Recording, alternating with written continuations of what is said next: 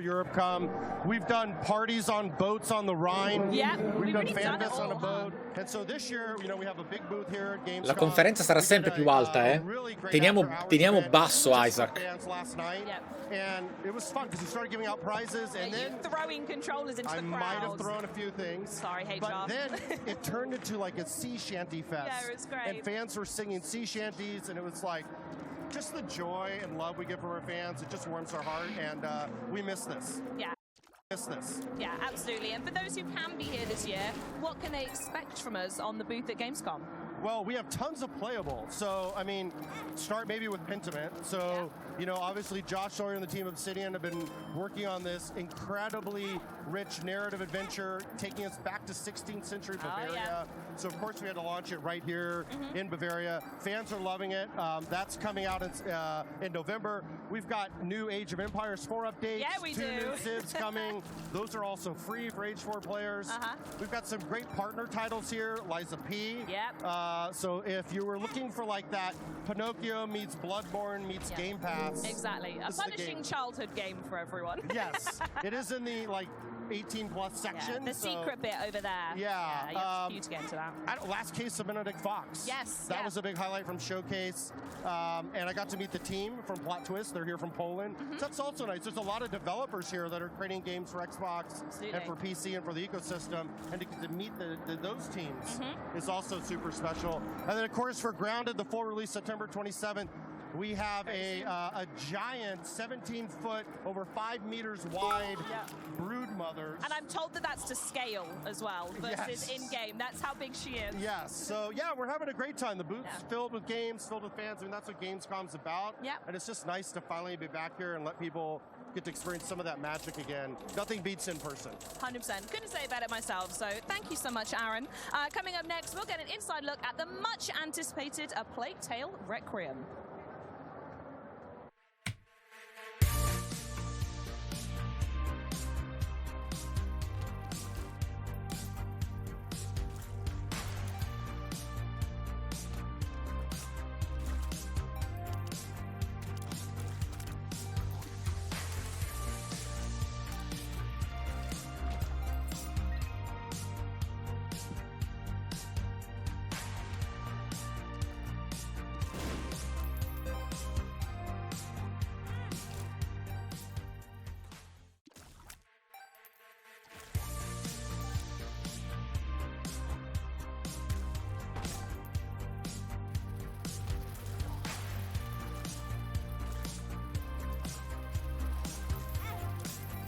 Semper Fi.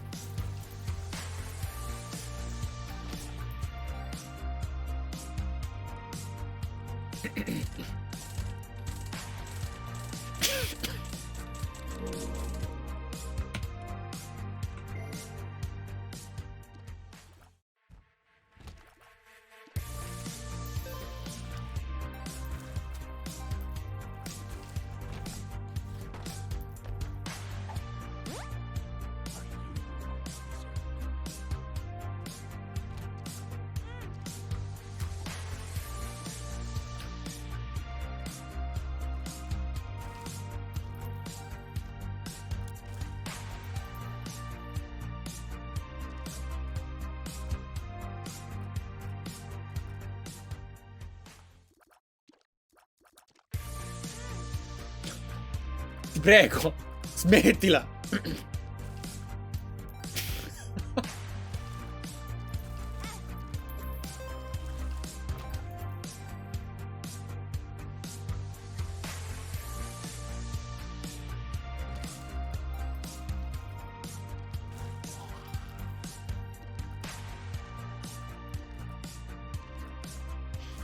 Se volete possiamo parlare mentre c'è la musichetta. In realtà potremmo fare un po' di talk.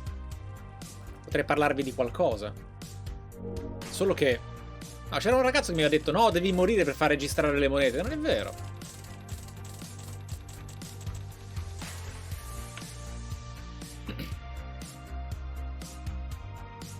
Mentre c'è la musica.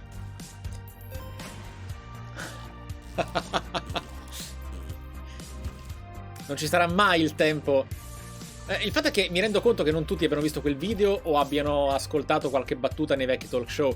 Vi racconterò assolutamente della Spagna, ragazzi, ve lo prometto. Solo che per farlo correttamente e a un livello di contenuto migliore rispetto al passato, dovrei prendere anche il mio diario di scuola, in cui ho raccontato tantissime cose. Mamma mia, se penso a quello che c'è scritto in quel diario. Ero un grafomane, ragazzi, io preparavo molte cose nei diari.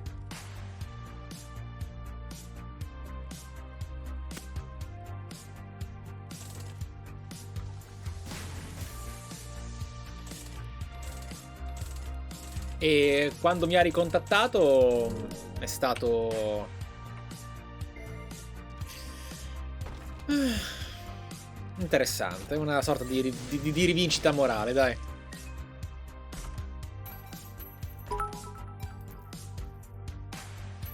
Vi racconterò tutto, ma è davvero difficile poterlo fare quando mancano 15 secondi al prossimo racconto, cioè alla prossima ciarleria dei panel. Ma ve lo prometto, ve lo prometto. Ragazzi, esiste lo spirito del falò. Sapete che non ho problemi e mi fa molto piacere raccontarvi anche in un certo modo delle intimità, dei racconti di me.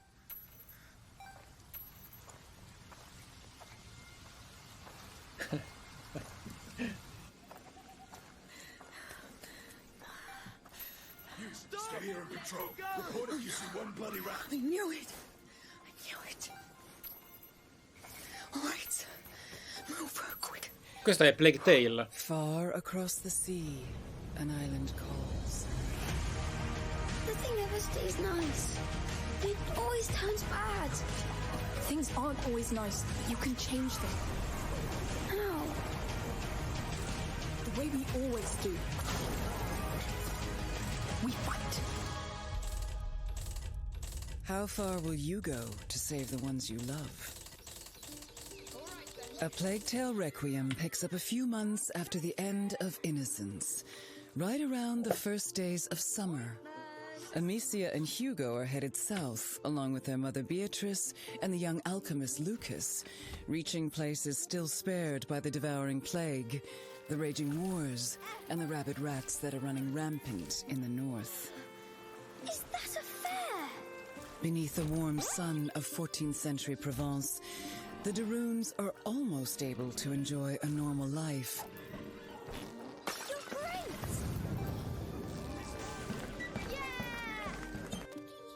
But for a recurrent dream that Hugo has been having of a mysterious island that calls him. These look like teeth. It's a two-teeth island. How come nobody noticed their disappearance? Maybe nobody cares. Maybe. One day, the macular illness that's been dormant inside Hugo awakens, and the dreaded living nightmare begins again. In the wake, Amicia finds herself with no other choice but to trust her brother's dreams and head further south towards the elusive island before he's consumed by the terrible macular affliction. The bite, yes. They've locked the arena down. They let them die here. It's starting all over again. Her mind is made up.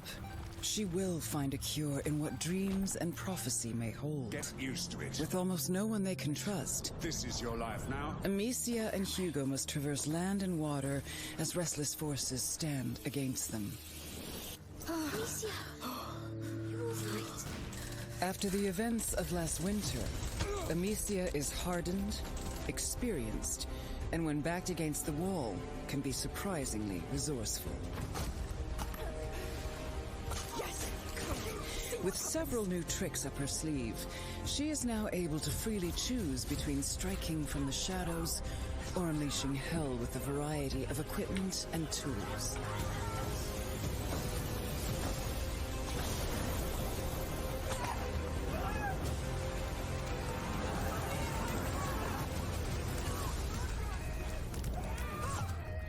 Hugo wants more than ever to help his big sister and not hinder their progress. We need to leave or we'll doom everything.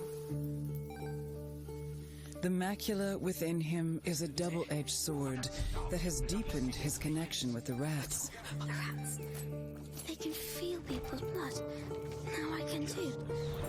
This powerful ability can decimate entire squads of soldiers.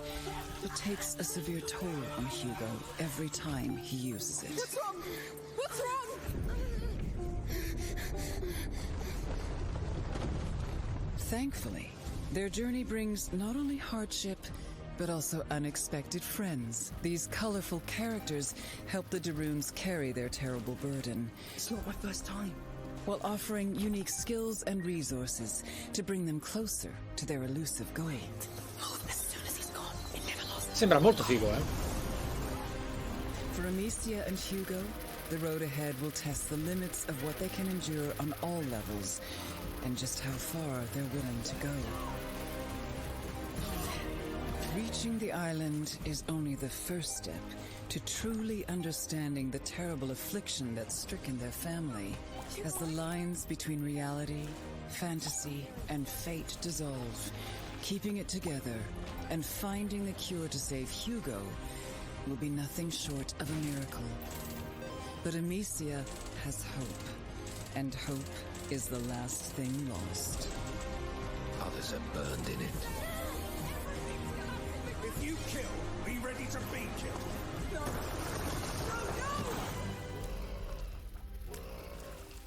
A Plague Tale Requiem releases October 18th on Xbox. Madonna, tutto d'ottobre! Tutto! Wow, what a journey. I don't know about you, but I've been eager to get back to the rat-infested France of the 14th century, which is a sentence I never thought I'd say, and it's in part thanks to this guy over here, Kevin Chateau, game director for A Plague Tale Requiem, releasing this fall. Kevin, thank you so much for joining us today. Thanks for having me. I'm super happy to be here. It's such a good day. So we're going to dive right into that trailer. As it mentioned, this is the follow-up to the smash hit Innocence. So I was wondering if you can catch us up to where Amicia and Hugo are up to now. So the game takes place in the 14th century southwest France. They came from the southwest, but they had to flee because of the event of the first one. And so we join them 6 months after the event of the first one on the road. They are arriving in Provence, so southeast France, and we are going to explore this region and also a bit of the Mediterranean Sea. Lovely. So for those who haven't, or people who are waiting to jump right into Requiem, I should say, but maybe they've not played Innocence, would you say it's recommended reading? Is it important to go back? I'm certain you'll say it is, but what do you think for new fans? No, of course, they should Well, yeah, play absolutely. it. Yeah. No, it's we have not rebooted, but rethink everything in the game. So it's a brand new game. We have done everything to onboard everyone joining a Plague Tale universe. So even if you haven't played the first one, you can jump in. It will be good for you. Absolutely. So I was actually wondering if you could talk a little bit about the sort of accessibility and the onboarding that you've done and what you had in mind during development. What are some of the key changes coming to Requiem, especially for those who loved the original as well? So there's a lot of new things. Of course, you've seen it in a trailer. In terms of gameplay, it's much more wider, bigger, much more open than the first one was. Yeah, I picked up on that actually, yeah. Yeah, it was quite narrow, the first one, so we were able to open it even further and offer new tools to Amicia, like the deadly crossbow she has now, or the knife she can use. Quite the arsenal she's got with her now, yeah. Yeah, and it's quite different for her because now she's using war weapon. It was not something she was doing in the first one, so she's ready to deal with death. Much more than very ready. Deal with death and deal out death by the looks of the trailer. So you mentioned the word new a lot, and I think it's important to point out that this is a new console generation that we're working with at the moment. So what kind of shiny current gen features can we expect to see in Requiem? So there's many things. Again, the first one that come into my mind is we have pushed the facial expression, the mocap even further. It was a brand new thing for us. We had no mocap on the first one, so we built up our studio. We've learned new new ways to work, so we've improved this aspect of the game, and visually it's much more stunning than the first one was. We wanted a larger game, as I was saying, but we needed then more light, because light is a key element of our gameplay. I love the way every new thing brings its own problems that you had to overcome, So we had a much more wider area, so it means more light. Light is very expensive in terms of performances for the game, so it was a big challenge, but also, of course, wider space. We need Gotta more fill it with bats. something. Yeah. So we jump up from 5,000 to 300,000 rats on the screen. That's a lot of rats to begin with. So sorry, say that one more time. That's 5,000 to 300,000 rats. Yeah, that's it. Are you lot okay? That's a lot of rats to put in a video game. Well, I was going to say, well, thanks to all of those rats, it does mean that when we say that Amicia and Hugo have been through quite a lot, I think it's a little bit of an understatement, especially now. And at the end of the day, they're actually still children, if there are anyone out there who didn't know that much background from the story. So how do you go about showing their relationship in an authentic way after everything that they've been through together? It's super hard to do that because they've been through a lot, they have experience. They were almost dead sometime, and a lot of people around them died. So they have to grow up, be much more mature than what they should be at their age. It's super hard to build up a story and convey convincing dialogue for children. Fortunately, the team is quite old now, and age is but a number. But and we a lot of us have children, so we can be inspired by them and try to feel the best way to convey children emotion to the players. It must be a very difficult one to do, though. I mean, as a parent myself, I can only reasonably say that I hope I never see my children go through what happens in that game. So what's that sort of like to go, yeah, we're reflecting the childlike experience in the game, but also committing terrors to them? Yeah, it's this is something we have no inspiration from to take from, because again you don't want to be inspired by that too. No. Of course no. Yeah, well, fair enough. We're going to focus a little bit now specifically on Amicia. As in Innocence, we saw her wielding a crossbow. She's way more prepared, she's way more confident, dangerous, and all round, I think you'll agree, a bigger all-round hero to Hugo. So how do her tactics change in Requiem, and what does that mean for the people playing as her? So as the prepared is the right word.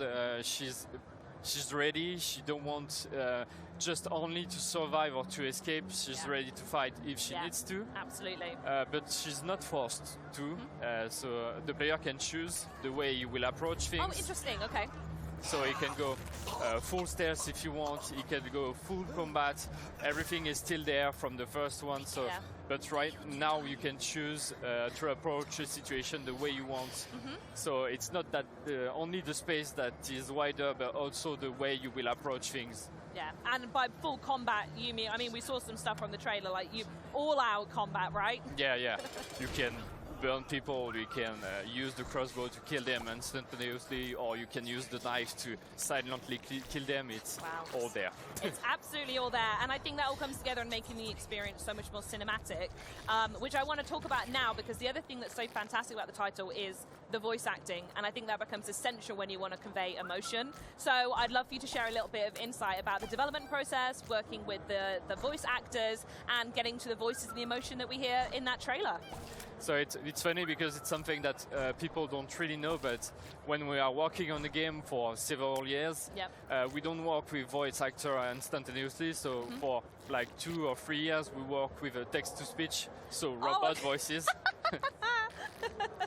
And for an emotional game, it's a bit hard because... And it takes you out a little bit. Yeah, it's like when you use your smartphone, it's a flat voice with no emotion, no punctuation, nothing that makes really sense. So it's really hard to keep your focus on the story, on even sometimes to understand what is the purpose of sequence.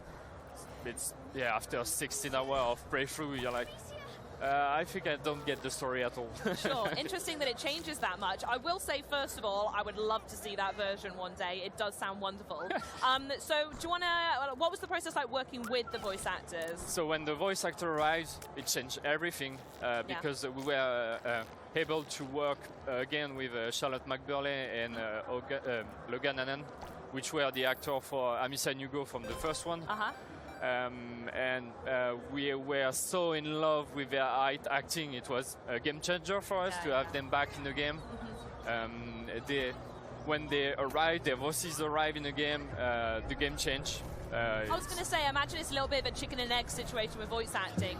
Who informs the character? Is it you guys designing the character, or does the voice actor come in and actually completely change a scene? Actually, it's both. Yeah. We prepared everything, and they react to what we've wrote, and they say, no, I think Amicia should say it like that, or a bit more like that. So we change that on the fly with them, and adapt the game sometimes to their feedback to make it even better and even more accurate. They are still children, and we are not anymore. So I love that they have their own feedback as well. It's their character, right? It's their character that they're conveying. So big love for them to feed him back as well. Right. Well, lastly, for anyone who is watching this segment out there who can't wait to play Requiem in October, which by the way is day one on Xbox Game Pass, and maybe you're not here in Gamescom as well, I'd love to know what you would like to tell the folks at home about Requiem. So we're super glad to have it day one on Game Pass, because it means that a lot of players will be able to try the game and to give us feedback, because I really want to see their reaction. You know, I can't wait to see that.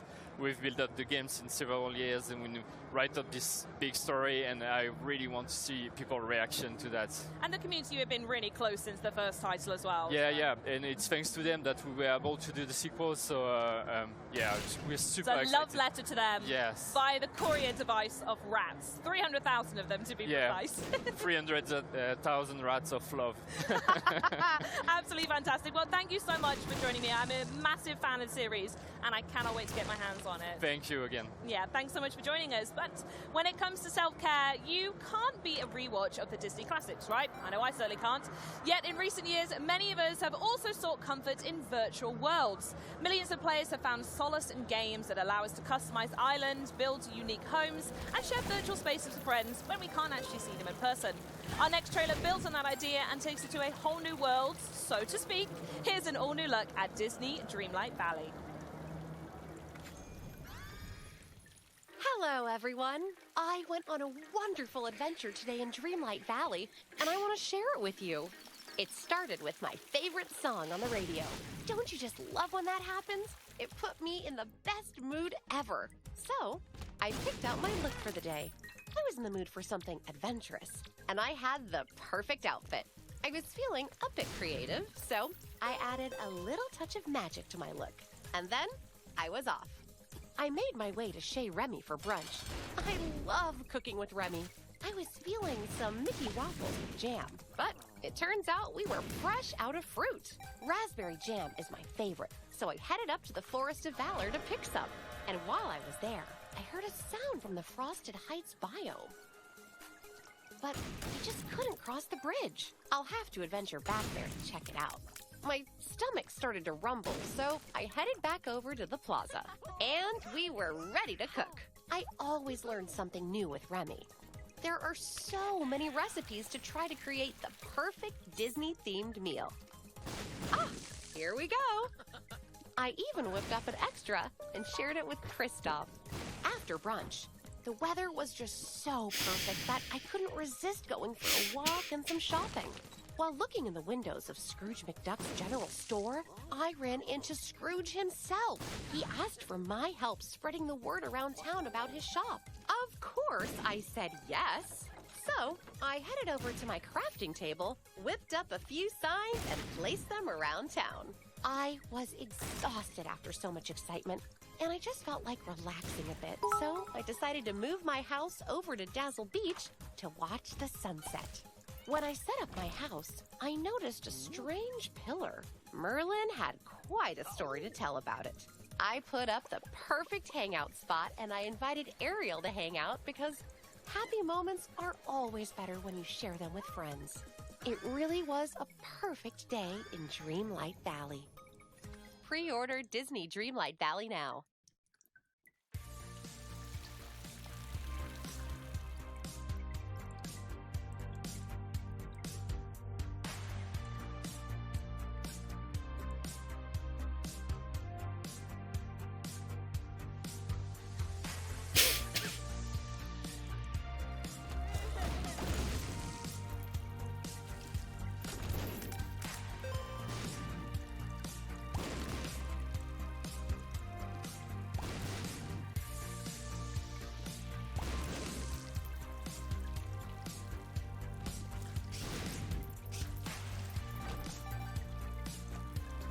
Allora, ragazze, come va? Come va? Come va?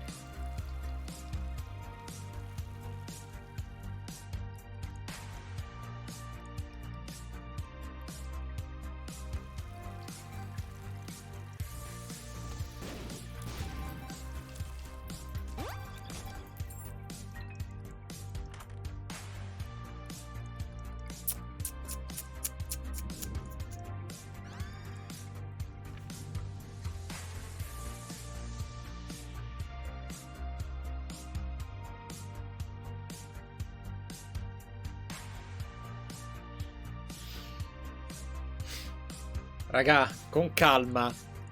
Con calma. Questa non la dobbiamo fottere per nessuna ragione.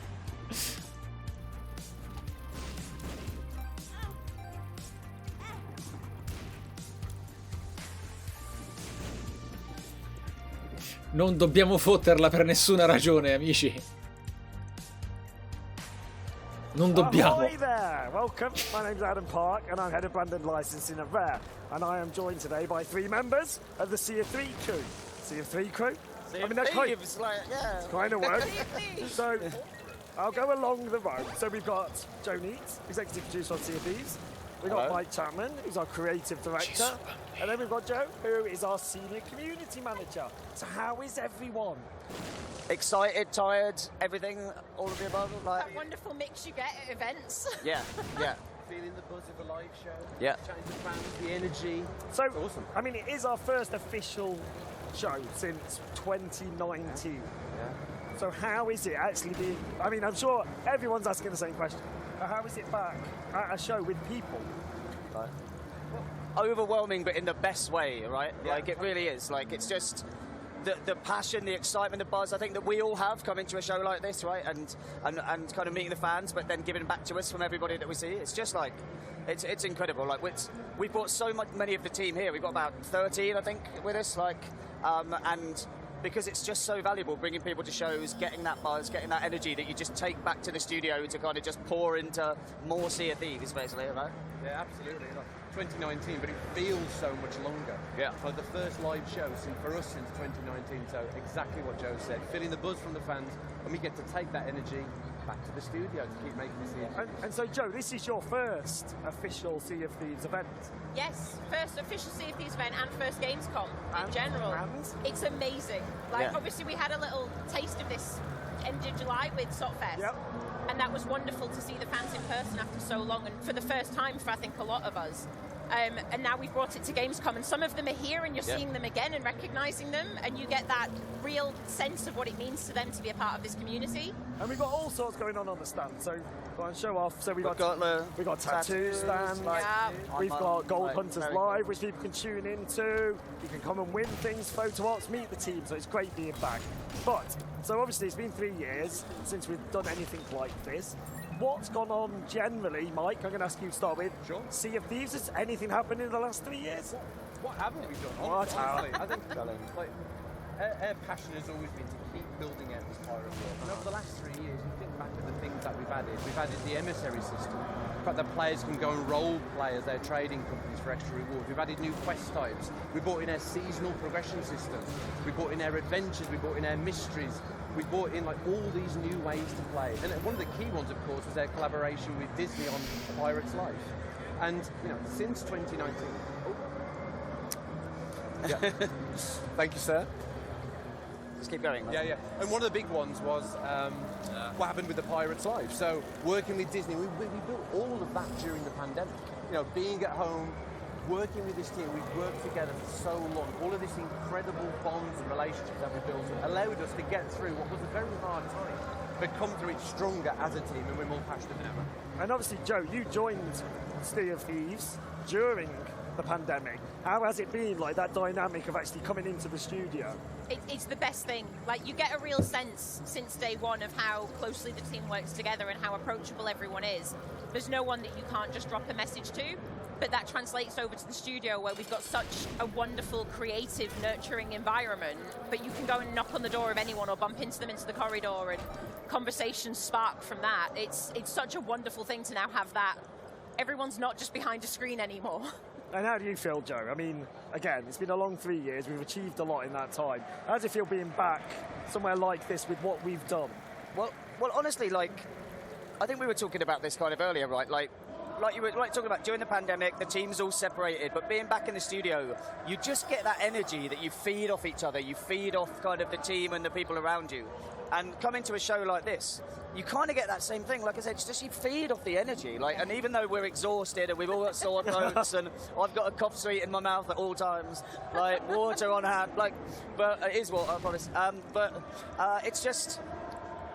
It just gives you this energy and desire and passion to just like want to go back to the studio and just pour it into your work and pour it into the game. And you kind of want to take it and bottle it, right, and then take it back to the whole studio, like we always do when we go back. We take photos and videos and do a big presentation and really try and just get people to understand what it's like to meet the fans, right? And you get the afterglow.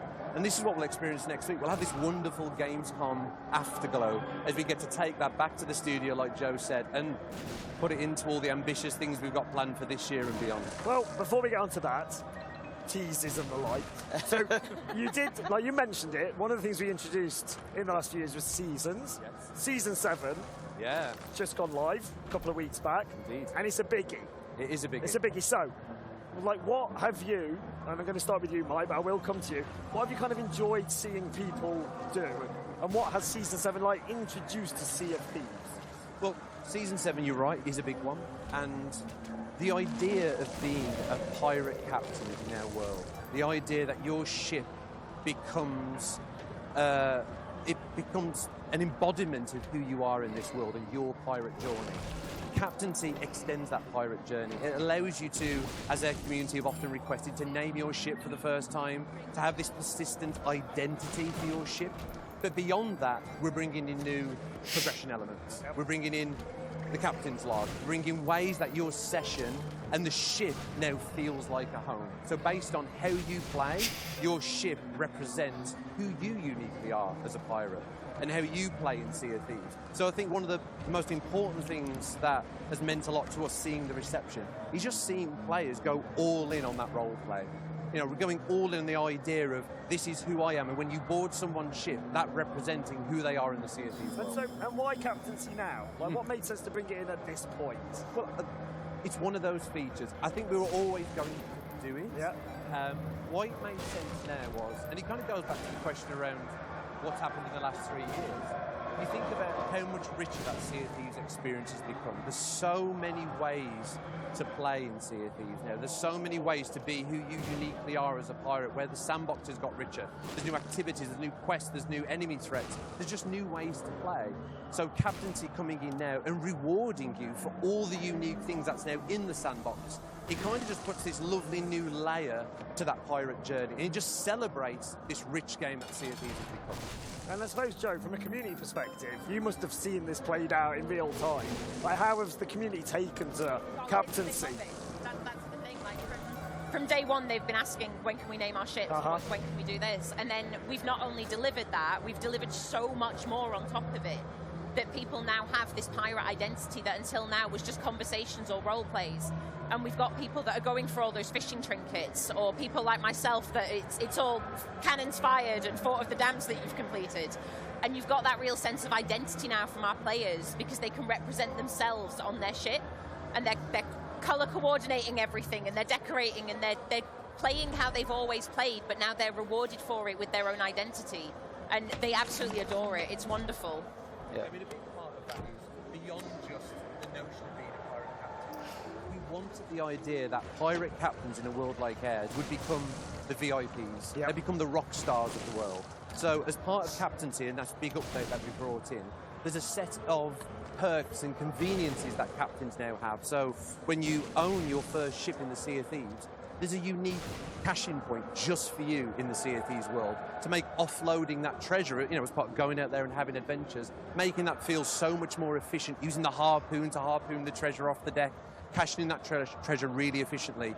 But alongside that as well, you've got the new trinket system. So this new progression system that allows you to unlock these trophies that represent who you are. There's the Captain's Voyages, so you can select exactly what you want to do and store all of the voyages that you could do on this bookcase immersively in the Captain's cabin. As part of that as well, you can go to the shipwright and you can purchase resources right there from the outpost and have them delivered to your barrels. So the idea that if you are a ship captain in the Sea of Thieves, you can get your ship ready quickly, you can pick the adventure you're going to go on, and you can just walk straight on that ship and have your adventures. And then that adventure be persistent. There's that sense of consequence for your actions. Your ship showing the battle scars of all your adventures. You choosing to, maybe you want to keep that, maybe you want to role play with this kind of battle scarred ship, or you can pay a small amount of gold to make the hull pristine again. So it really strengthens and really amplifies everything that's already unique about Sea of Thieves. That second option is me. I have to pay to get it redone. I get in too many fights. I love that though. I love the way it just allows players to be more uniquely who they are. Yeah. And like being out on the waves and looking through the spyglass and seeing all these ship names and how players have chosen to represent themselves. I mean, that's the magic, and it's enriched the sandbox of Sea of Thieves, and that's what we always want to do. So, I'm going to go now. So we mentioned ship names. It's a biggie, big part of captaincy. You don't have to tell me, but I'm going to ask a couple of you this. What did you name your ships? And I'm going to start with you, Joe. So I named my sloop is Littlefoot. Yeah. My rare loadout brig is Get Red. Nice. And my galleon, which is the one that we use the most. So if you see it on the seas, come and say hello. Ma pure, that's the purple loadout. pure il creep è homing. Quartermaster sails. Very good. Nice. And what about you, Mike? Great. So I've got a sloop and a brig. So for the sloop is called the Golden Blade. Yep. So fans of Sea of Thieves will know that the Silver Blade, the Burning Blade, it's a big part of our lore. So the Golden Blade's a little tease for our fans, maybe, someone that's really into the lore, but my sloop is called the Golden Blade, and my brig is called Inferno. And that is actually a reference to One-Eyed Willie's ship, Inferno, in the 80s classic, The Goonies. And why, Mike, is the Goonies so unique? Because it's something that comes up, like, right back, and Joe? It's because the 80s was the best decade, like, beyond, like, that's just Hands like, down, not no even. contest. Broadcast over. Yeah. No, but you took the whole team to see the Goonies during development. We did. We hired a cinema out, didn't we? We hired the Electric Cinema out in Birmingham, very lovely independent cinema. But yeah, had some pirate-themed cocktails that they put on, and yeah, we took the whole team to see it because it was all about that camaraderie, that adventuring together, right? Like, in all seriousness, like it's hard not to get emotional when Joe. Like, such an incredible memory of the development of Sea of Thieves, and in such a deep and meaningful way, when we went to watch the Goonies together, it felt like we as a team were about to embark on our own pirate adventure, like the characters in that movie. And we knew we wanted to create a game where the bonds between the crew felt like the bonds between the characters in the Goonies. They're on this pirate adventure, they don't know what's going to happen, they're going to be surprised by all the dangers and the perils that come their way. So the Goonies for us is just, it's a lovely memory, but it really feels in tune with the spirit of what Sea of Thieves has always been. Yeah. So Joe, instead of asking you what your ship's called, no one's asked me. No one's asked you. Mine was Notorious BRG, which works verbally, doesn't work when written. Anyway, so what's some of the favourite ships you've seen, though? So what I love about like the ship naming throughout the community is obviously people trying to make humorous things, try and make stuff that it's going to get a reaction or get a chuckle from people when they look through the kind of spyglass and see it and stuff. So like SOT, so SOT Final Boss, like that gave me a little chuckle, right? That did. Like, it's like you see that, it's like, yeah, I love that. People like role-playing as the fearsome kind of AI threat in the world. But I just love it. I love that. Anything that makes me chuckle is what gets me, right? And there's so much of that. But that was one that stuck in my head that I think someone tweeted from God of Reddit or something. But, yeah. And what about you, Mike? Any favourites? That is a great example. And obviously, how awesome players have got this new way to express their creativity in the Sea of Thieves world, and the fact that we can laugh about it together. But honestly, there's so many examples. But Usain Bolt, referencing Usain Bolt, the Olympic medalist, that made me chuckle. I like the way that you felt like you had to explain that. Well, I want to make sure. It's all right. The world-known Olympic medalist. But one that I just can't forget. It's a little bit dark, but she kept the house. Beautiful. That really made me chuckle. That is good. It's very clever. It's very good. clever. And how about you, Joe?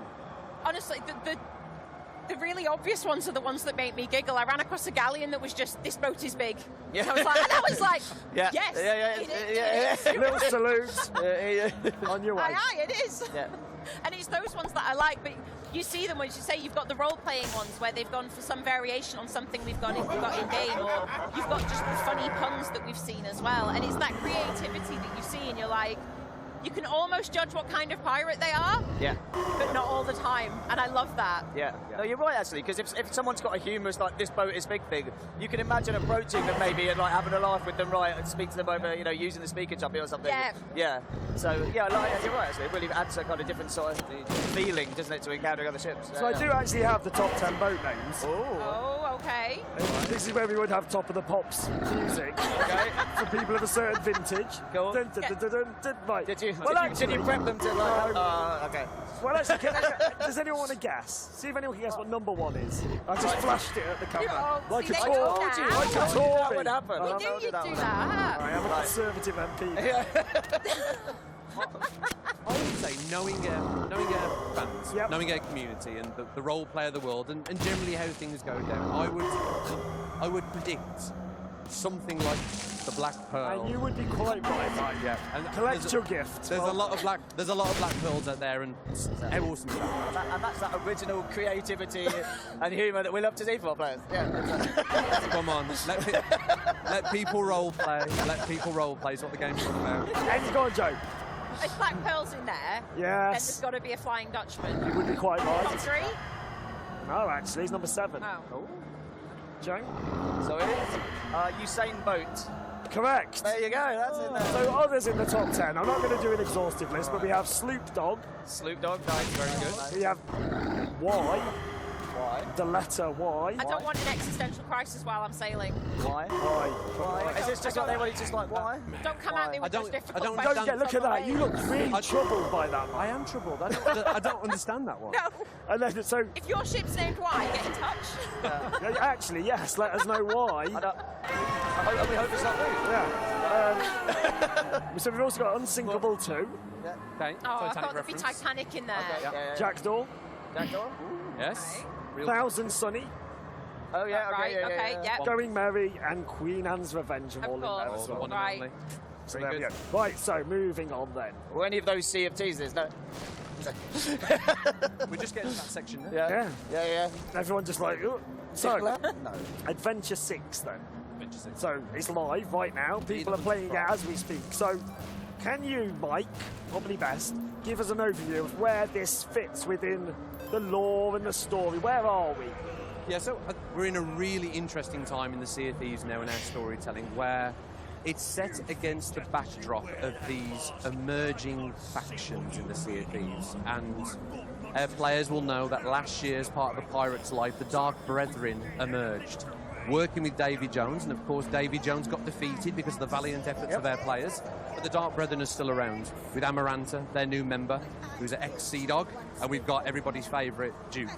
So there's the Dark Brethren. There's, of course, the one and only Pirate Lord and his pirate legends. Players are often part of that. And we've got the third area of that, the third faction, which is, of course, Captain Flameheart. So Captain Flameheart and the Reaper's Bones and the Servant of the Flame. So what you're seeing now at this point in Sea of Thieves history is this factional war between these pirate groups that have all got their own vision for the pirate's life and the way they want the pirate's life to be in the Sea of Thieves. And unfortunately, poor Merrick has got himself ensnared in the middle of that. And in Adventure 6, players are recruited by the Pirate Lord to go on this daring rescue mission into the Sea of the Damned, to the new hideout of the Dark Brethren, which is the Twisted Sea Dog Tavern, a memory of that iconic Sea Dogs Tavern from the main world. And you work together with crews to save Merrick. But one of the big things that players who played it will always already realise is this actually brings a chapter of Merrick's story that began with the Hungering Deep, continued with the Shrouded Deep, to the Forsaken Hunter, where Merrick was unfortunately killed and went to the Sea of the Damned, to now in Hunter's Cry. It brings this chapter of Merrick's story to a touching conclusion. The story's not over, but it brings this part of the story to a conclusion. So definitely worth experiencing that story, because it's going to have important ramifications for the rest of it. So I met someone yesterday, and they were a massive fan of Merrick, and they wanted to talk to you about that. They came to the stand, they're down there, like with the cutlets. But like, no, they were like, they wanted to talk to you. They had some questions. Deals can always be struck, and I'm open to ideas, but it's Merrick or Shelley. Shelley the Crab. That's what it's going to come down to. Is this a decision point? It's the next decision point. It's the new Daddy or Chips, isn't it? You can't do that! Daddy or Chips, that's a deep cut, that is. Place your bet. Place your bet. So, you're still chuckling at your own jokes, Joe? That's what I do. That's why he's here. So, how far are the adventures planned? And like, and without teasing anything or giving anything away, like, how far out are we looking? In terms of where do you know the story is, how far out? Really far. So I think, like... What's really? Really far. Well, I'd say, like, thematically, like, where we want to go and the direction we're heading into and how we want to represent the pirate's life in all these different ways in the Sea of Thieves. That is planned out multiple years' worth at a high level. In terms of absolute specifics of what the story beats are and exactly which characters are involved and in what way, that's planned out. I mean, it's probably a year and a half's worth of storytelling and adventures that we've got planned out. And we need to do that because that's the way that you make things meaningful and make it feel authentic to the Sea of Thieves. When we know what's going to happen to a character in a year and a half's time, we can start seeding things early. Start bringing players organically into that storytelling. And we love to do that because it makes everything feel more meaningful. And how do you think the community, like, engage with the lore? Like, is it... Because obviously it's not a prerequisite to playing the game, but those who love lore, love lore. Oh, yes, they do. I was going to say, you have to get those specifics right, because if one thread is out of place, if one character isn't in the right look, they're going to notice, and they're going to tag Mike on Twitter until he answers for his lore crimes. they know their stuff, that's the thing, because they've been so invested since day one, and we've now stepped it up with the amount of lore we're delivering.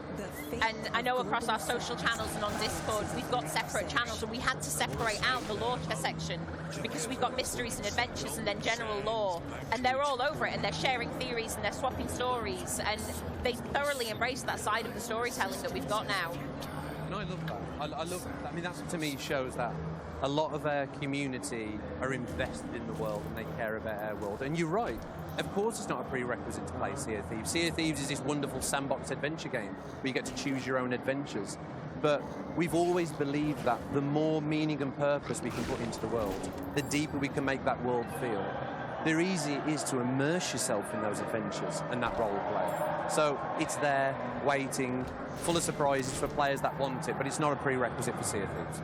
And how do we bring in, like, expanded universe into this? Like, you know, again, with the planning, we need to know what's coming, but, like, you know, say the most recent novel. Like, we planned that, was it 2 years ago? We had the first Tracy. Quite a long time ago, wasn't it? Yeah, so how do you kind of keep all of this? Is there a big board with lots of... We do have a lore Bible, which is quite high level. If it was too detailed, it would get hundreds and hundreds, thousands of pages probably. But it's a lot of meetings, it's a lot of discussion, it's a lot of building up that knowledge together as a team. I mean, you're right, everything in the EU is canon to our story. So what players have seen before with the Tales of the Sea of Thieves lore book, the 2 novels that we've now got out, the RPGs and the expansion, all of those stories are canon to our world. And there's a huge responsibility that comes with that. Experiencing any of those materials should be just another window into the Sea of Thieves world, and when you play the game, it should strengthen and vice versa, both of those elements. So we have to get it right. Every time. That's the pressure. That's the pressure. Yeah, that's the pressure. So we had our first decision point adventure, where the community effectively decided...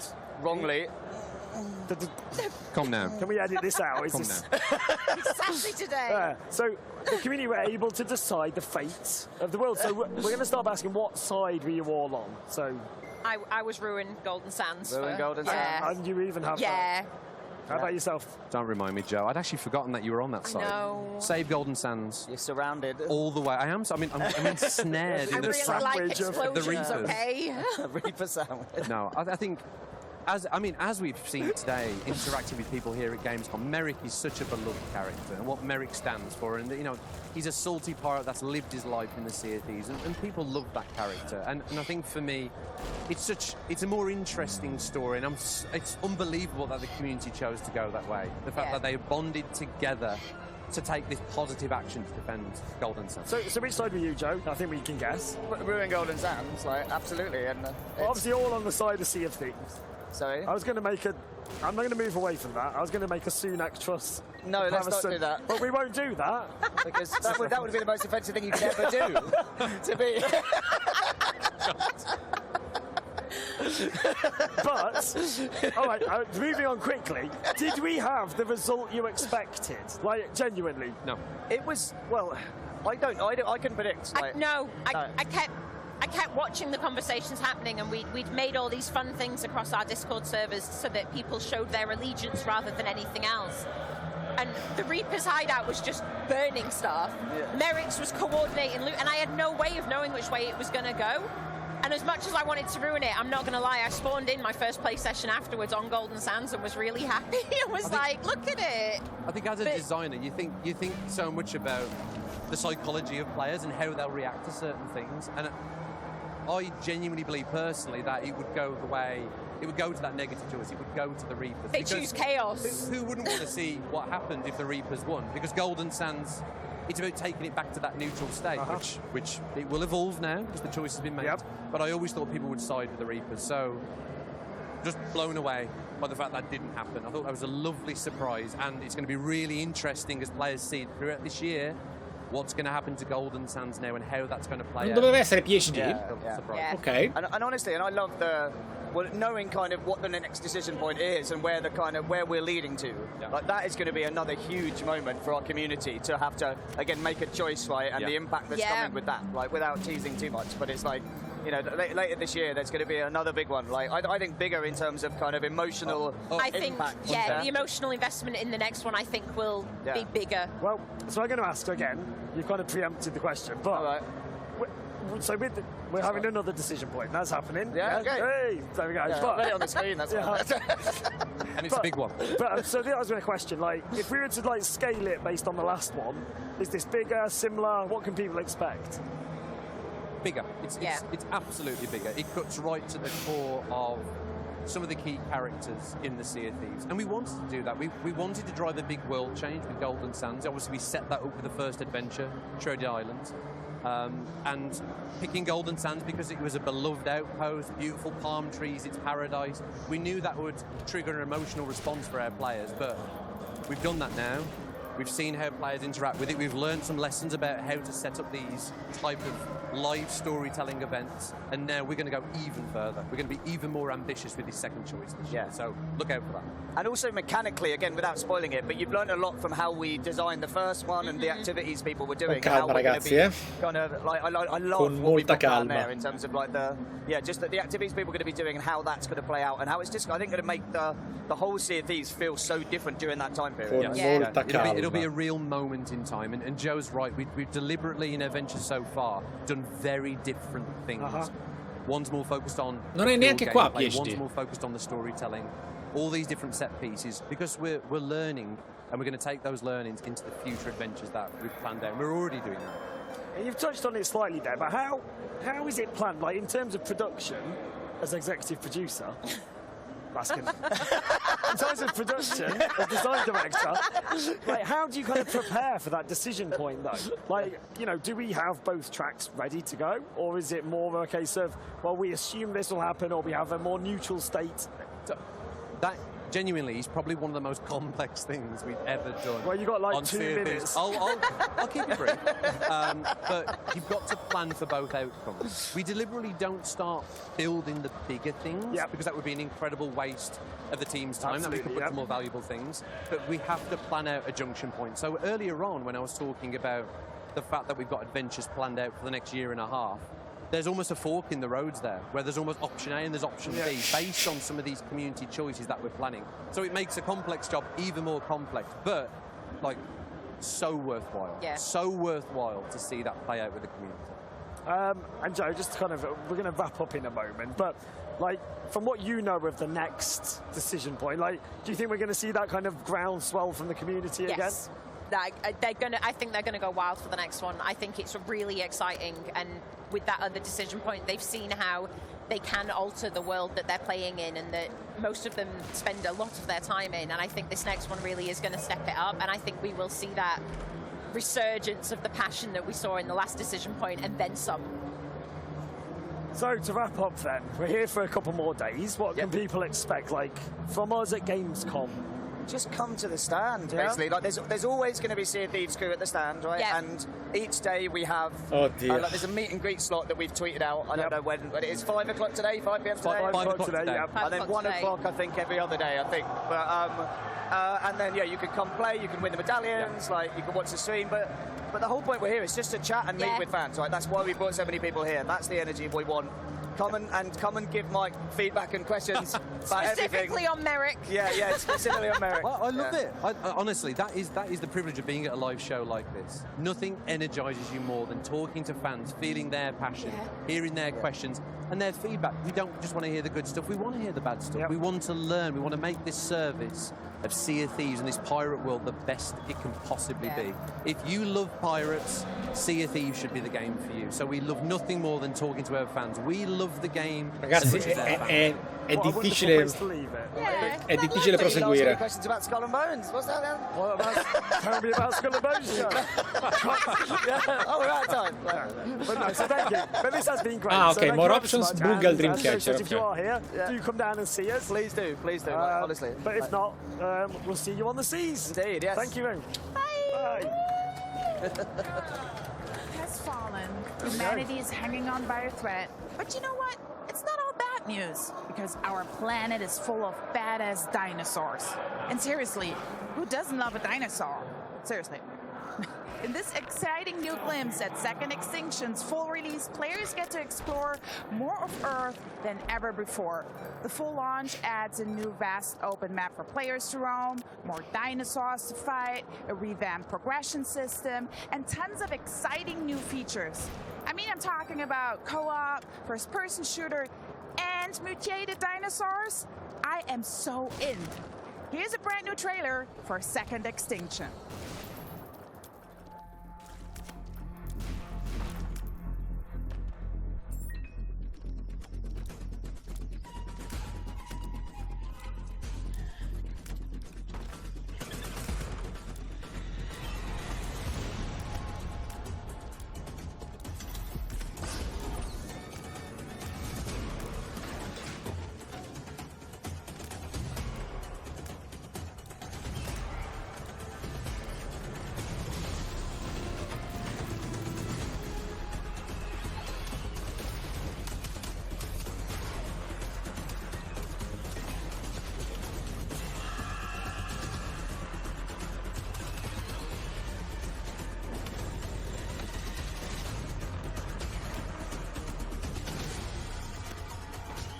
Sì, l'Eyes of P ce lo guardiamo per bene.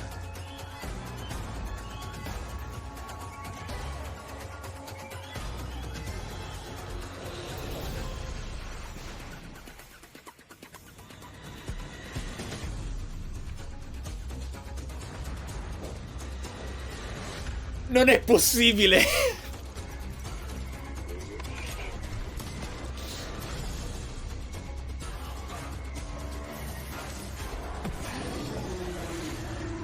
Non è possibile.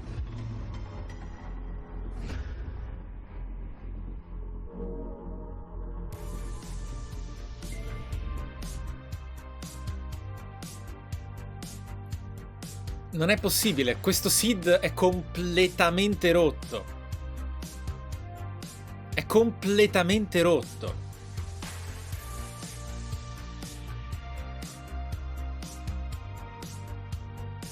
Io faccio... No, non è possibile. Per come la sto... No. Io faccio un backup del salvataggio. Il primo della storia, cioè... No. No. No.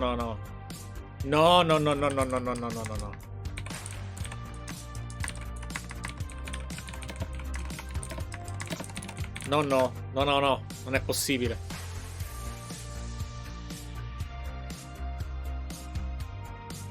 No, no, no. Non si può fare. È troppo storico, cioè. Allora.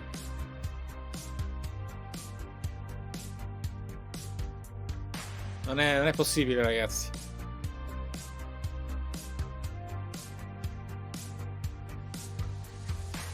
Però manca Pyromaniac, eh?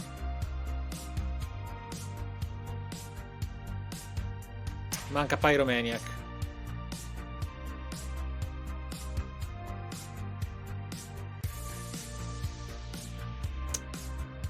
Manca.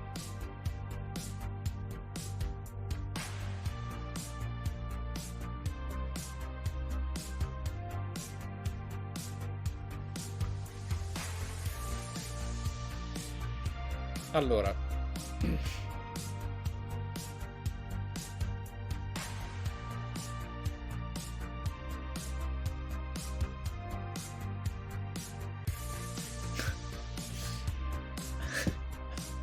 Dobbiamo fare questa cosa, ragazzi.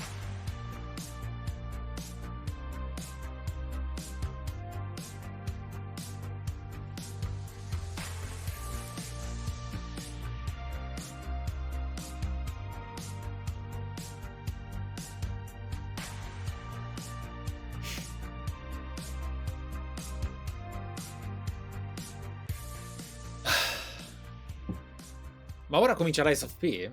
Devo fermarmi? Can you hear me? Sì. Ok, allora tra poco, dai. I hope this reaches you. This city is falling apart. Chaos, madness, death. And there might be no going back. But you can change that. It depends on the choice you make. Truth or lie.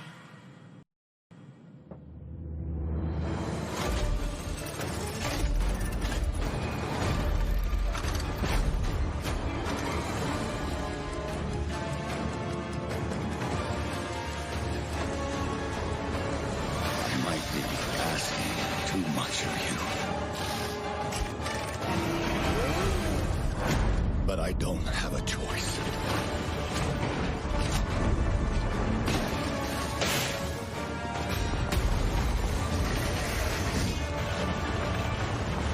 Only you can do this.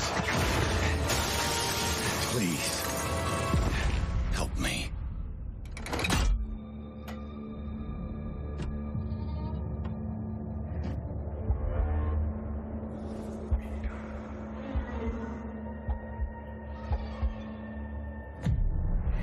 Finally, we meet, son.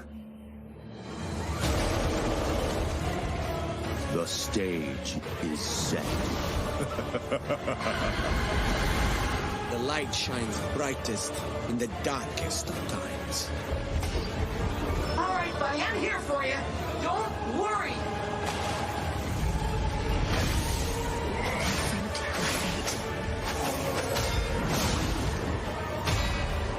Don't give up.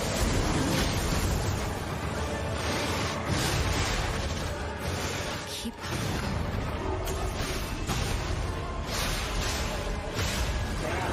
You can lean on me if you want.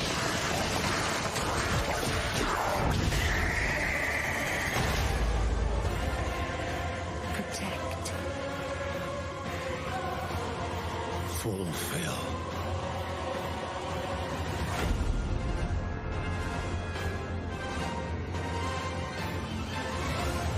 Your destiny.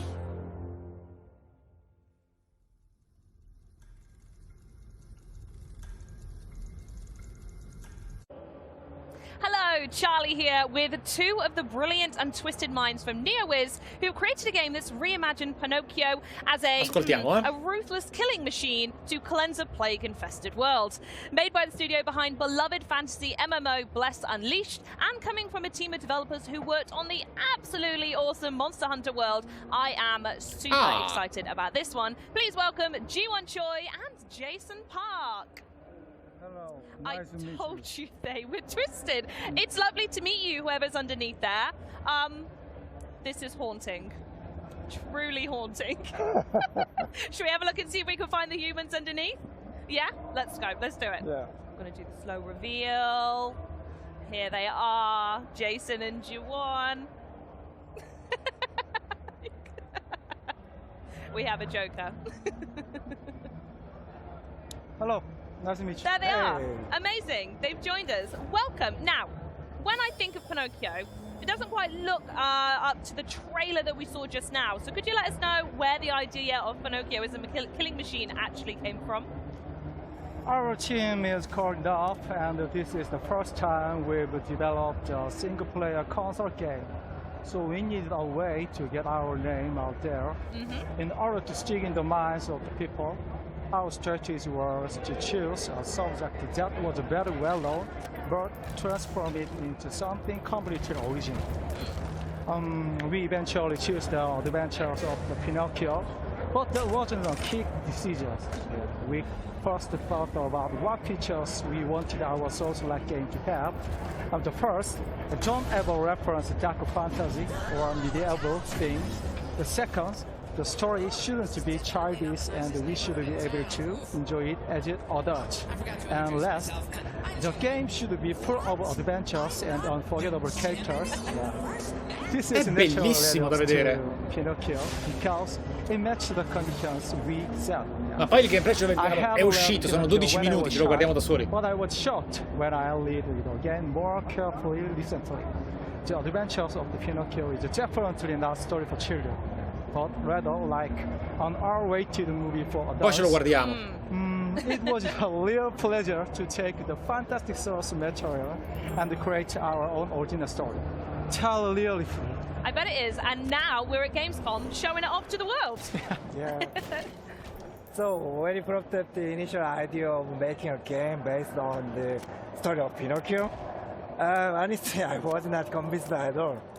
Yeah, I was thinking that Pinocchio is a story for kids, not sure for online Soul-like games. However, even though I read Pinocchio's story a long time ago, I remember it vaguely, so I went to the bookstore, bought the book, and read it again. And what I've learned is that Pinocchio is not just a fairy tale. It's more like a reflection of human nature and filled with a lot of unique and attractive characters. That's when I realized this is something we have to do, revitalizing this amazing story as a game. I think it sounds like I might need a reread of Pinocchio then. But until then, do you want to give us a bit of a deep dive of the story and the world that your Pinocchio inhabits? As you already know, Lies of P is based on the original story of Pinocchio, which is actually quite brutal. And while the main characters in Lies of P are from the Pinocchio, our game's story is completely different and filled with new events. For example, Lies of P takes place in the imaginary city of Krat, where petrification disease is spreading and causing a lot of conflict. And while you meet a lot of familiar characters from the Pinocchio, they want to be anything like you remember. We introduced the Black Rabbit Brotherhood before, but I'd also like to tell you about Antonia, who appears at the beginning of the trailer. In the original story, Antonia is actually Antonio, Jefferson's friend. That is all I can leave it today, though. I will save the rest for the future. I was going to say, I definitely don't remember these masks from my childhood, it's got to be said. Yeah, so me too. My favorite is Black Rabbit Brotherhood. They're also in the original story. Poor Black Rabbit holding a coffin on their shoulders. they're in Rise of P. They are not just rabbit. They are literal warriors. They are still carrying a coffin and always trying to squeeze you into it. I really want to see how you guys survive when they're hunting you. So, in order to go up against them, I have seen from the trailer so far that there are some ridiculous weapons, and you can even take some enemies to the wood shop with them, if I saw that correctly. So talk us through the combat we can expect from Lies of P, and how similar is it to the Souls-like games we've been seeing recently? I can confidently say that Lies of P is full of a unique and one-of-a-kind battle system. And the first system I'd like to talk about is the weapon combination system. Weapons are divided into two parts, the blade and the handle, and can be combined in countless ways. Each blade and the handle have their own weight, motion. Quindi si possono combinare le armi. Al posto di avere una trick weapon, le due armi nel menu, nell'HUD, sono combinabili. Minchia, questa cosa è unica. Se funziona. È quello che voleva fare Final Fantasy XV, fondamentalmente. Wow. And another unique system in Lies of P is the Legion arm system, which you probably already saw on the main character's left arm. Yep. He has actually body of puppet, so it's possible to modify it with the parts and use special skills. They are particularly flashy and dynamic and can also be strengthened. It'd be fun to choose the right Legion arm for the situation you are in. Now, I had a chance to play it earlier, by the way, I'm just going to say, and it is Sembra molto meglio di quello che sembrava, difficult. So comunque. I just want to let anyone know out there that this game is so difficult, you are going to absolutely love it. But to answer the elephant in the room, obviously the original Pinocchio game had a big emphasis on his nose growing with every single lie. So I have to ask, does this element of the Pinocchio story play into Lies of P at all? Yeah. First of all, I think that lying is the most important aspect of the original story. Agreed. And when you really think about it, humans are capable of lying, and that can also be proof of their humanity. This also means that we approach the concept of lying in a completely different way than the original. Think about it. Is there any more human than using lies to achieve something? We think that in order to become real human, one has to lie, and that is reflected in the game by players experiencing a variety of events by lying. The choices they make will also affect the ending. As for what this might do to his nose, I can spoil it for you. And you need to find it out for yourself. But I can guarantee you will not expect anything. I tell you what, when the full game comes out then, the first thing I'm testing is the lying. In the game you can lie if you'll be a human, but always remember, the Black Rabbit Brotherhood is always looking for a chance to put all liars into the coffin. Right, okay, moving swiftly onwards from that then. There had to be a ton of people putting a lot of time into Lies of P to pull the strings, pun intended, to get a game like this off the ground. So can you talk about the development process, and were there any difficulties actually getting people to buy into this reimagining? Actually, in Korea, the majority of games are online PC and mobile games. So there aren't many developers with expertise in single-player games for console. Oh, okay. So we did a lot of trial and error and made a lot of mistakes. But this was unavoidable. Despite these challenging circumstances, the fact that our team, has a lot of developers who already had experience with the console game project was a major help. Most of all, our team absolutely loves console games, so it was easy to get everyone on board with our visions for Lies of P. I would like to give all the credit to our team members, and they are the reason why Lies of P could come this far. And I'm really proud of our team. And I'm sure they are so proud of you both sat here today representing the game as well. So shout out to you two in particular. It is the first time for us to make a single-player game.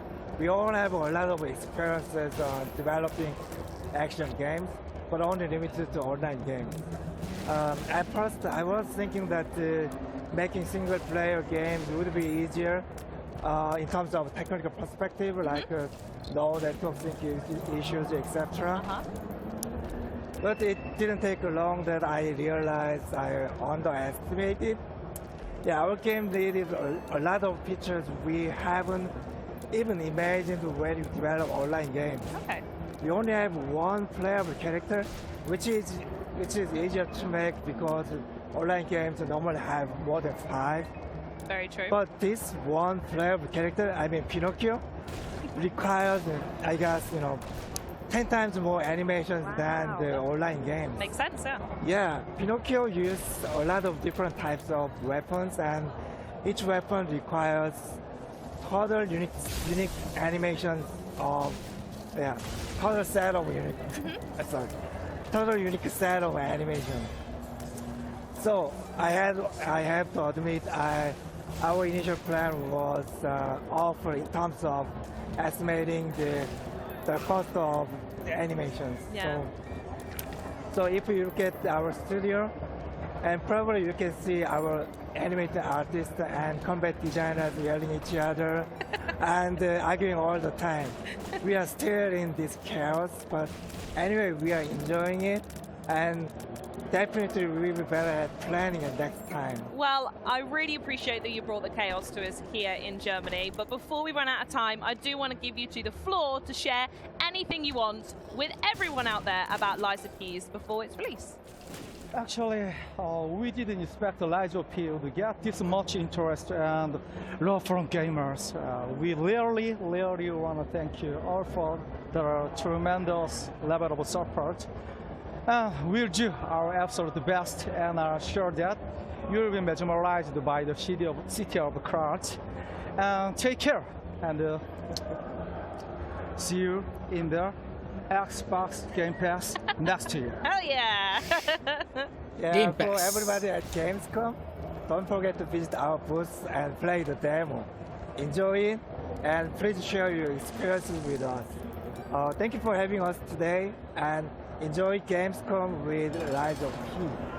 Guys, thanks again so much for joining me. But now, dancing robots, creepy crash test dummies, and theme park rides you really don't want to visit are just some of the trippy treats crammed into this wonderfully weird next trailer. Set in an alternate 1955, where robotic technology has grown nail-bitingly powerful, it's up to one rogue agent to take a stand for humanity. And if he doesn't, well, let's just say that's not good for anybody. This is a brand new look at Atomic Heart.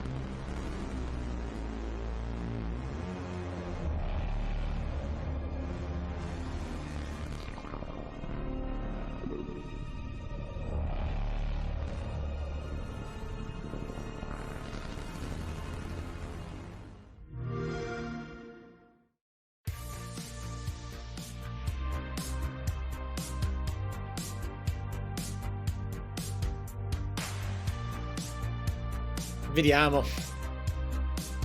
È tantissimo che si parla di Atomic Heart, ragazzi, cioè non è finita.